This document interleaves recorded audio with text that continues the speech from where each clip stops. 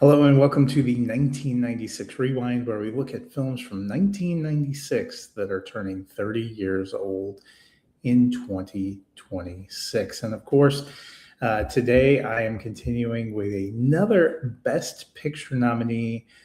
This one, Jerry Maguire, the iconic film starring Tom Cruise. If you've ever had anyone ask you to show them the money, it is likely because of Jerry Maguire and that iconic scene between Tom Cruise as Jerry, the beleaguered sports agent, and Cuba Gooding Jr. as Rod Tidwell, his wide receiver and client. This one also features Renee Zellweger, Kelly Preston, Jerry O'Connell, Jay Moore, Bonnie Hunt, Regina King. There is a loaded cast here, but this is mostly about Tom Cruise, Cuba Gooding Jr., and Renee Zellweger, kind of a classic romance film, a kind of journey of self-discovery and growth. We focus on Jerry, who is a sports agent who kind of has a crisis of conscience, which leads him to come up with a new way of doing business, a new manifesto, which causes him to lose his place at the agency where he works, and he is left scrambling, trying to replace those clients, trying to figure out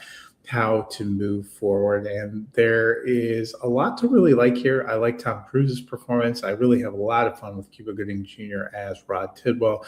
And there's a great romantic dynamic that develops between Jerry and Renee Zellweger's character. Obviously, kind of a romantic end. I know some people don't totally buy into that, but if you do buy into it, it ends up working on quite a few levels. And I think it ends up being a very fun, iconic film.